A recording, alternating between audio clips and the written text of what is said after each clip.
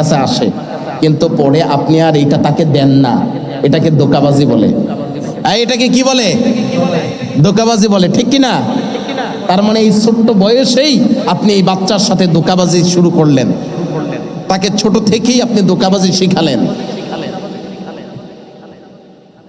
এই জন্য সাবধান, এই সমস্ত কাজে কখনো অংশগ্রহণ করা যাবে না, কারোর সাথে ধোঁকাবাজি করা যাবে না, সে ছোট হোক বড় হোক, সাবধান।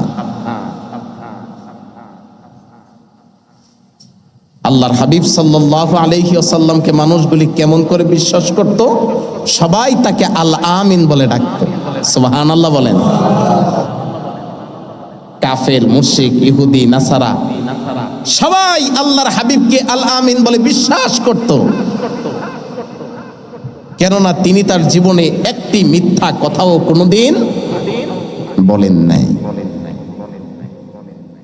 আল্লাহর হাবিব যেদিন মক্কা থেকে হিজরত করে মদিনায় যান, সেদিনও আল্লাহর হাবিবের ঘরের মধ্যে অনেক মালামালের স্তূপ ছিল, আমানত। কি ছিল? আমানত। এখন তো ব্যাংক আছে, ব্যাংকে মানুষ আমানত রাখে, তখন তো আর এরকম পদ্ধতি ছিল না। তখন মানুষ বিশ্বস্ত মানুষের কাছে তার আমানত জমা রাখত। তো ওই সময়ে আরবের কাফের মুশরিকরা কারো কাছে আমানত জমা রাখতো না, সবাই মুহাম্মদ সাল্লাল্লাহু আলাইহি ওয়াসাল্লামের কাছে আমানত আইনা জমা রাখতেন। তাদের বিশ্বাস ছিল যে সবাই তাদের আমানত মাইরা খাইলো, মুহাম্মদ সাল্লাল্লাহু আলাইহি ওয়াসাল্লাম কোনো অবস্থাতেই মানুষের আমানত মেরে খাবেন না। এই জন্য মানুষ আইনা কি করত? আমানত দিত, আমানত রাখতো, জমা রাখতো।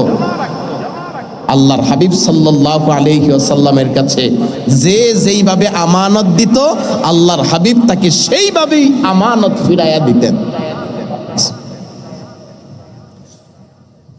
যেদিন মক্কা থেকে মদিনায় চলে যাবেন, রাত গভীর, চারপাশে কাফের মুশরিকরা দাঁড়ায় রয়েছে তরবারি নিয়ে, আল্লাহর হাবিবকে দুনিয়া থেকে চিরবিদায় করে দিবে।